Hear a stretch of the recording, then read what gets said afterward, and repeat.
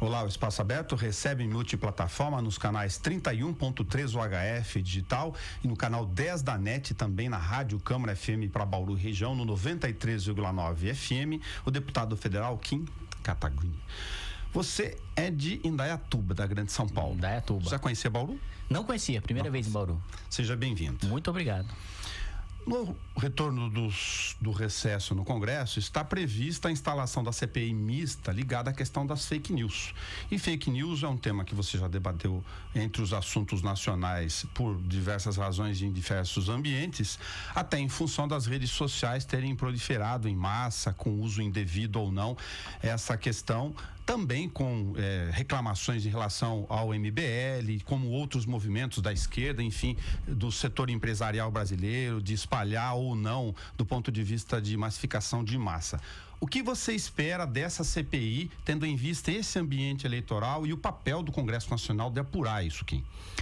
Olha, sinceramente eu não tenho muita informação em relação à CPI, não sou membro, eu sei que o presidente é do meu partido, o deputado Alexandre Leite, mas pessoalmente eu estou mais empenhado em pautas principalmente microeconômicas, né, de desburocratização de economia na base, na ponta, porque eu acho que o foco mesmo do Congresso Nacional nesse momento deve ser geração de emprego e renda, né, apesar da importância da comissão parlamentar, acho sim que questões como essas devem ser investigadas. Eu só tenho um temor de que isso seja de alguma maneira utilizado por alguns parlamentares como maneira de achacar eleitores ou a opinião pública que faz críticas a ministro do Supremo ou a parlamentares, né? Eu lembro que na última legislatura você teve também a instalação de uma CPI de crimes cibernéticos e o MBL teve um embate com o então deputado Jean Willis, né? E essa CPI, ela era principalmente voltada a investigar crimes de lavagem de dinheiro, de hackers que invadiam contas de banco online, etc., mas acabou sendo deturpada para a perseguição daqueles que criticavam parlamentares, inclusive membros do MBL que criticavam o deputado Jean Willis, né? E ele utilizou essa comissão parlamentar para convocar membros do MBL para depor, não sobre lavagem de dinheiro, não sobre crimes cibernéticos, mas sobre as críticas que haviam feito ao então parlamentar. Então, dado esse histórico, né, da CPI anterior, eu tenho esse receio e acredito que a Câmara deva focar mais nas questões econômicas do que em CPIs. Da questão de desburocratização, você contava pra gente fora do ar que está em consulta pública neste momento no Congresso o chamado relatório substitutivo da questão da Lei Geral de Licenciamento Ambiental. E ele tem vários pontos de conflitos de interesses naturais, de segmentos da economia, ambientalistas, agronegócio e outros setores, o que é natural. Como você recebe, vou separar os 4 temas aqui para você poder comentá-los separadamente para ajudar quem nos assiste e nos ouve. Saneamento, por exemplo. A questão das obras de instalação de serviços de água e esgoto, se elas estarão sujeitas a licenciamento ambiental, qual é a regra relacionada a isso? A gente tem um problema muito grave de saneamento no Brasil, né? Basicamente, metade dos brasileiros não tem acesso a saneamento básico, o que é uma coisa absolutamente inaceitável, né? A gente está com saneamento praticamente medieval, né? As pessoas ainda descartam aí fezes, urina nos quintais de casa, né? O que agrava bastante o problema da saúde pública, né? Afetando principalmente quem tem baixa renda. E o objetivo do meu relatório do licenciamento da Lei Geral do Licenciamento Ambiental é justamente desburocratizar aquilo que pode ser desburocratizado e focar a fiscalização naquilo que tem alto impacto ou tem alto risco, como foi o caso mais recente aí das tragédias de Brumadinho, de Mariana, focar naquilo que efetivamente possa causar dano ao meio ambiente e ao cidadão. Na questão do saneamento, nós estamos dispensando o licenciamento para a obra de saneamento em si, mas sem dispensa do licenciamento para o local onde os rejeitos vão ser descartados, né? Ou seja, o local que efetivamente vai ter um prejuízo ambiental, que é onde os rejeitos vão ser descartados, esse sim precisa de um planejamento, de um licenciamento, de um processo de medidas mitigatórias e compensadoras para efetivamente ter a viabilidade ambiental atestada. O saneamento em si não faz sentido ter licenciamento porque o impacto ambiental dele é positivo, né? O impacto ambiental do saneamento é justamente você melhorar o ambiente em que ele é realizado, melhorar a saúde, melhorar mesmo a questão socioeconômica e socioambiental de onde é realizado, e justamente por isso a dispensa. Então, justamente para destravar essa questão do saneamento no Brasil, o relatório dispensa o licenciamento para obras de saneamento básico. Como é que você recebe a preocupação dos setores ambientalistas de que eventualmente a regra possa, se sim ou não, afrouxar, por exemplo, captação de água dentro de áreas de preservação permanente, ou não é o caso? Não é o caso, porque em áreas de preservação permanente, né, continua valendo a lei do SNUC, né, das unidades de conservação, em que o ICMBio, né, que é o responsável por essas áreas, em regra, tem a sua opinião, o seu parecer é vinculante, ou seja, o que ele determinar está determinado e precisa ser cumprido. Então, se for uma área protegida e nessa área o órgão gestor determinar que não pode ser feita essa obra, não será feita. Do ponto de vista das mineradoras, você citou dentro, tem questões que estão atacadas por uma questão de tema e segmento dentro dessa área. Há uma natural apreensão da sociedade de uma resposta específica para os novos licenciamentos ou autorizações de procedimentos técnicos dada a tragédia de Brumadinho e Mariana, se isso é tratado de forma independente ou já está sendo no Congresso, ou tem tema que entra aqui? Tem parte entra na lei geral, justamente porque a lei ela trata das balizas gerais do processo do licenciamento ambiental. Mas o processo específico para mineração, esse será produto da Comissão Externa de Brumadinho, né, que já elaborou um projeto. Esse projeto vai ser pautado e vai ser discutido logo após da aprovação, da discussão do meu relatório em plenário, que a gente tem a previsão de fazer isso para agosto, justamente para atender às peculiaridades do setor da mineração, que são questões técnicas específicas que precisam ser atendidas, que não devem estar, não tem espaço numa lei geral. Como é que fica a solicitação natural do setor do agronegócio, por exemplo, a regra de liberar atividades para licenciamento e a declaração de conformidade, se é esse um instrumento ou outro, para aqueles que estão preocupados de ter algum tipo de controle ou declaração? No caso do agronegócio, a gente conseguiu chegar, foi um dos pontos que a gente conseguiu chegar numa solução consensual, né, entre ambientalistas, órgão licenciador e o próprio agronegócio. O agro, inevitavelmente, é um dos principais setores da nossa economia, né? O Brasil hoje tem uma balança comercial positiva devido ao agronegócio, e isso precisa ser ressaltado e precisa ser exaltado, mas ao mesmo tempo tem a preocupação ambiental de que o solo seja manejado da maneira correta, de que haja licença de supressão de vegetação, de que não fomente o desmatamento e etc. Justamente em razão disso, a gente está fazendo licenciamento no agronegócio pelo cadastro ambiental rural, ou seja, se aquela propriedade está regularizada, se obteve a outorga de recursos hídricos, se está fazendo seguindo à risca a lei dos agrotóxicos, fazendo corretamente a curva de nível, etc. Todas as regulamentações que já existem tratando sobre questões do plantio, da pecuária ou da floresta plantada, né, da silvicultura, ele automaticamente, através da inscrição nesse cadastro, estará licenciado, e o órgão licenciador poderá fiscalizar essa propriedade de acordo com todos aqueles critérios que o proprietário declarou ter atendido. Como é que você viu as repercussões relacionadas à questão de licenciamento de estradas, da eventual confusão por desinformação? Não, você está aqui como relator para nos ajudar nessa compreensão, entre eventualmente alcance para intervenções pequenas, um buraco, uma erosão, e pavimentar uma estrada de quilômetros que já era pré-existente, que tem previsão no relatório, mas não está pavimentada até agora por várias razões, por exemplo. Nesse ponto, teve uma manchete do jornal Estado de São Paulo, né, que colocou que qualquer nova estrada, o meu relatório, qualquer estrada estaria dispensada de licenciamento. Eu entrei em contato com o jornal, eles já corrigiram a matéria, porque não é verdade, né? Da maneira como foi colocado, parecia que para abrir estrada em qualquer lugar você não precisaria ter o licenciamento, então você pode basicamente desmatar toda a Amazônia passando estrada e piche, asfalto por cima, que não teria problema nenhum. Não é o caso, né? Eu só garanto no relatório do licenciamento que obras de manutenção ou melhoria de infraestrutura de transportes, essas estão dispensadas, ou seja, só para estradas que já existem, tem problema de manutenção ou precisam de eventualmente de uma manutenção, de uma pintura, colocar, por exemplo, uma lombada eletrônica ou colocar um guardrail também para melhorar a segurança no trânsito, enfim, para esse tipo de empreendimento, em que a estrada já foi feita, em que a obra não será feita em área de preservação, em que o local que será feito a obra já foi licenciado e, portanto, os impactos já são conhecidos e, portanto, não há de se falar em medidas mitigatórias ou compensadoras, né? E justamente em razão disso, para solucionar outro problema, além do saneamento, a gente tem outro problema básico no Brasil de infraestrutura, né? Dependemos muito da nossa malha rodoviária, infelizmente, devido à herança do período do governo Kubitschek. E agora a gente precisa manter essa malha rodoviária. E justamente o problema de manutenção da malha rodoviária, dado o volume de carga que a gente tem, é o licenciamento ambiental para obras que já estão, que já funcionam, ou mesmo estradas que já estão pavimentadas ou não estão pavimentadas, só precisam da pavimentação. E efetivamente hoje só causam acidentes devido aos seus buracos ou causam problemas e gargalos econômicos de infraestrutura. Então a ideia é dispensar só para esses casos em que a estrada já existe e seria uma obra de manutenção e modernização. Kim, um dos motes da reforma da Previdência, aprovada em primeiro turno, que você acaba de votar recentemente na Câmara Federal, ela trata da questão dos privilégios, de combate a privilégios. Você tem alíquotas progressivas, tem teto para salários, tem outras questões relacionadas a ajustes de tempo de contribuição com a idade maior, que atinge todas as categorias, ninguém fica de fora, algumas regras de transição consideradas mais duras ou não, mas especificamente do mote privilégios, que foi uma das argumentações do governo, traz essa questão. A sociedade reclama, por exemplo, ainda que não na questão por matéria da PEC, que tetos de salários de alto escalão do executivo, do judiciário e do Ministério Público, para incluir aqui aqueles que não são de poderes do país e mesmo do poder legislativo, onde nós estamos falando aqui, não foram atingidos porque não tem regulamentação de pagamentos de verbas indenizatórias, ainda que natureza laboral, onde não incide nem imposto de renda nesse país, seria um grande privilégio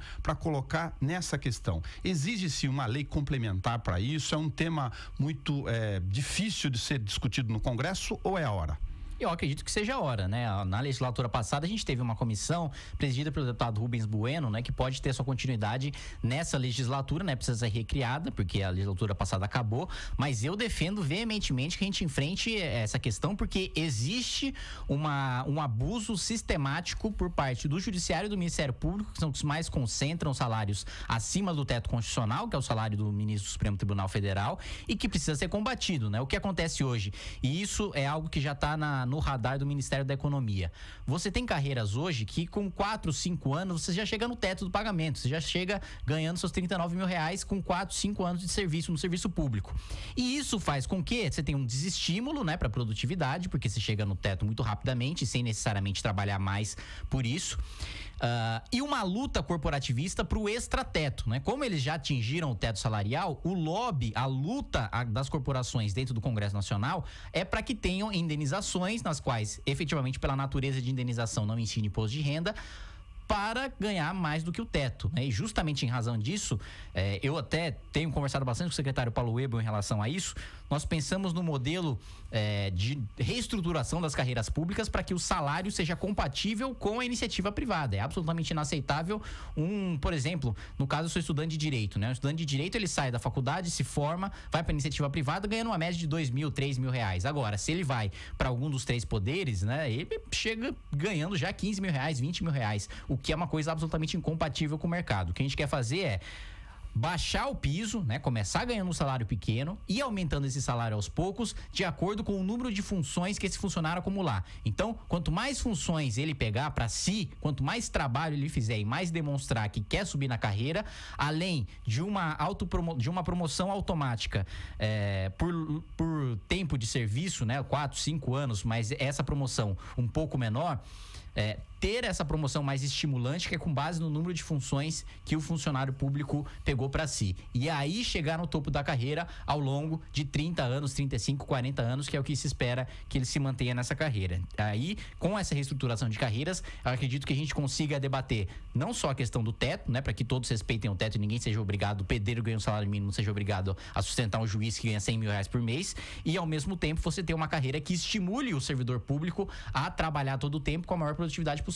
O governo está falando já em readequações depois de superar a questão da Previdência na questão tributária, mas do imposto de renda, falando de adequar melhor o peso sobre a classe média, que na distribuição de receitas acaba tendo um valor mais significativo nessas distribuições de distorções de valores. A gente está falando aqui de um segmento que paga menos e tem o privilégio de não pagar por verba de natureza indenizatória. Exatamente, né? Basicamente é uma casta privilegiada que não paga o que deveria deveria pagar em termos de imposto de renda. É uma classe também que não é na prática pagadora de impostos, é recebedora de impostos, né? Ou seja, apesar de, tudo bem, paga imposto de renda, paga imposto sobre o consumo, mas no final o próprio dinheiro que está sendo utilizado é do imposto, é fruto daquilo que foi cobrado do pagador de impostos. Então, eu acho que essa deve ser uma das principais frentes do governo em termos de reforma administrativa, que é um dos maiores gastos que o governo tem hoje. Aliás, o maior gasto que o governo tem hoje, todos os governos, em todos os níveis, sem exceção de nenhuma cidade, de nenhuma autarquia, de nenhuma administração, é com folha de pagamento, né? E essa questão precisa ser superada, precisa ser enfrentada. Tem um lobby muito forte das corporações, mas as corporações são minorias organizadas e o que precisa prevalecer é o interesse público da maioria. Como é que você raciocina a questão do conteúdo, do seu raciocínio pessoal como deputado, representante popular, entre aqueles que consideram duríssima a medida da PEC para boa parte das carreiras, aqueles que ganham salário mínimo, a grande parte dos que recebem proventos de um único salário no regime geral, que são convidados agora a trabalhar mais tempo, em detrimento a uma parcela mesmo desse brasileiro que considera que não é sustentável o atual regime fruto dessas distorções, algo precisaria e está sendo feito, porém com a medida muito dura para um segmento que tem um valor muito menor. Como é que você vê essas duas questões na decisão do seu voto que você já proclamou? Na verdade, para quem ganha um salário mínimo, na prática a mudança é quase que nenhuma, né? Porque o que você tem hoje é que a média de aposentadoria dos mais pobres é justamente aos 64,9 anos e a gente mudou a idade mínima para 65, justamente porque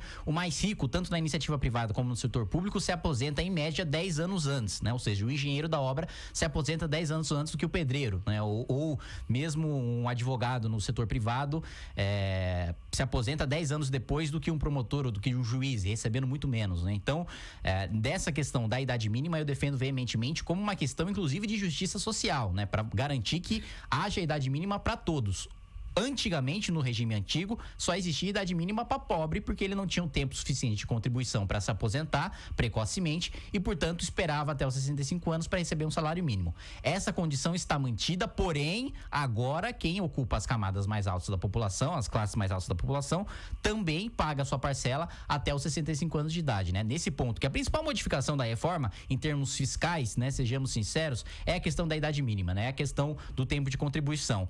Então, nesse ponto eu defendo, acho que é o que acontece em todo país que está no caminho do desenvolvimento ou país desenvolvido, todos tiveram de passar por esse debate um momento ou outro. Aqueles que não tiveram coragem de enfrentar quebraram e prejudicaram principalmente a população mais pobre, porque sem reforma previdenciária, basicamente o dinheiro precisa sair de alguma de 3 fontes: ou inflação, o governo imprimindo mais dinheiro para pagar a própria dívida, a dívida previdenciária, ou aumento de impostos, e os impostos recaem no Brasil principalmente sobre o consumo, que quem consome todo o seu salário é o mais pobre, não sobra dinheiro para investir em imóvel, para investir em ação, para investir em qualquer coisa que renda acima da inflação, ou um aumento no endividamento, e aumento no endividamento com o tempo significa aumento de imposto, ou seja, qualquer outra solução que não a reforma previdenciária oneraria muito mais o mais pobre do que o mais rico. O brasileiro comum que leu a PEC ou se inteirou minimamente, ele também tem dificuldade de entender, por outro lado, por que o sacrifício dele, do ponto de vista de trabalhar um tempo a mais, o tempo de contribuição é outra boa ferramenta adotada na composição da ideia do governo, mas com o rendimento médio, não mais por média, mas por 100% de todo o seu salário no tempo, dependendo da sua situação, com 60% só dos rendimentos pela regra atual, enquanto de outro lado, por exemplo, tem uma PL complementar tratando da questão sim do militar, mas com plano de cargos e salários compensando para eles. O sacrifício ficou numa ponta só desse sistema. Essas duas questões de justiça em relação aos sacrifícios não estão bem digeridas para uma parcela da população. Não, isso eu concordo plenamente. Acho que no projeto de lei complementar dos militares nós temos de tirar completamente a reestruturação da carreira e tratar só da previdência, né? Porque quando se trata de previdência, se trata de previdência. Todo o resto é o que a gente chama de jabuti, né? Exatamente. Algo que alguém colocou lá por alguma razão, mas que não deveria estar lá. Eu defendo completamente que, aliás, no meu entendimento, nós até poderíamos tratar no mesmo projeto, é claro que agora já foi a votação, não há ambiente político para isso, não há articulação para isso, mas na minha opinião, nós poderíamos tratar da carreira dos militares da mesma maneira, no mesmo projeto, nos mesmos moldes que a gente tratou o regime geral e o regime próprio. Aliás, Na minha opinião, eu vou mais além, né? Nem existiria regime geral, regime próprio. Todos estariam no mesmo regime, absolutamente todos, sem exceção nenhuma, tratando nas mesmas regras, tratando com as mesmas idades, tratando com os mesmos tempos de contribuição, sem diferença nenhuma. Mas política é arte do possível, né? A gente faz o que há consenso entre 513 e não o que a gente quer. E nesse caso, por uma questão natural de segmentação e proximidade, o presidente foi, digamos, mais corporativista em relação ao movimento, ao grupo que ele participa, mas eu tentando incluir regras. duvido muito que o texto que foi enviado pelo governo sobreviva da maneira como veio na Câmara dos Deputados. Eu acho que a reforma dos militares vai sair bem mais dura do que veio. Para aproveitar um outro tema, o governo já anunciou que ele deve insistir depois com uma medida em separado com a questão da regra da capitalização. Para um país economicamente ativo, com a população que está trabalhando, tem condições de trabalhar, muito pequeno do percentual da sua massa integral, envelhecendo do ponto de vista demográfico, sem condições de poupar por uma questão natural de miséria acumulada, indicadores, falta de emprego acumulados no tempo até aqui, o trabalhador comum não consegue entender a regra natural da capitalização. Quando olha para o modelo do Chile, fica ainda mais assustado, porque recolhe-se 12% de previdência, 8% para a saúde, e o rendimento disso ao final, para quem compra um título de capitalização que se tem no mercado, é muito ruim, com taxa de administração, inclusive a rentabilidade é muito baixa. Como querer que um trabalhador de R$1.000 que economize R$100 por mês em 30, 40 anos tenha o retorno de um salário mínimo? A conta não dá. O que você acha desse retorno da questão da capitalização e a sua posição pessoal sobre o tema? Eu acho que nós temos um modelo bem sucedido na Suécia, em que efetivamente o trabalhador consegue receber ao final mais do que aquilo que ele contribuiu, inclusive, né? Então, não só aquilo que ele contribuiu, mas os rendimentos, os dividendos daquilo que foi contribuído e que renderam ao longo do tempo, que é o que faz sentido. Capitalização já existe no Brasil e já é obrigatório, chama-se FGTS, só que é uma capitalização ruim, como você citou, uma capitalização mal remunerada, em que o trabalhador basicamente todo mês é obrigado a dar seu dinheiro para o governo administra do jeito que quer, de acordo com algumas balizas legais, e dá um rendimento pífio para o trabalhador. Isso agora, com a medida provisória, nova medida provisória do governo, tende a mudar, mas ainda assim é, na minha opinião, uma capitalização compulsória ruim. O que eu defendo para a Previdência é que o trabalhador tenha o seu seguro-desemprego e o seu fundo capitalizado de aposentadoria vinculado ao seu CPF, não ao seu emprego, como funciona o FGTS, que ele saiba exatamente qual é o valor, sempre seja notificado, todos os meses saiba quanto é o valor que recebe e quanto aquilo está rendendo, e que haja um mercado de risco limitado para que esse dinheiro seja administrado e renda juros de mercado, né? Aí, efetivamente, tendo um retorno que qualquer investimento em previdência privada ou qualquer investimento em CDB ou qualquer investimento de baixo risco teria, entregando ao final para o trabalhador mais do que aquilo que ele contribuiu. Isso sim eu acredito como modelo de capitalização sustentável, somado com um misto, né? Que eu defendo um modelo misto, não de capitalização puro, defendido pela Fundação Instituto de Pesquisa de professores de Economia e Administração, principalmente da Universidade de São Paulo, em que você tem um sistema de INSS com um teto de R$2.000, que você já abarca aí 80% dos trabalhadores brasileiros que se aposentam com até R$2.000, mas utilizando esse pilar de capitalização como um complemento a esses R$2.000, mais um outro pilar de renda mínima, e qual seria o valor dessa renda a ser discutido, R$400, R$500, que se somaria a esse INSS com teto de R$2.000 e a essa capitalização. Muito obrigado ao deputado federal Kim Kataguiri, que conversou conosco aqui na nossa missão pública e multiplataforma. Eu que agradeço, bom trabalho para você e obrigado pelo convite. Obrigado, você assiste esse programa a hora que você quiser, também na página da TV Câmara no YouTube, é só clicar em vídeos. Até o nosso próximo Espaço Aberto.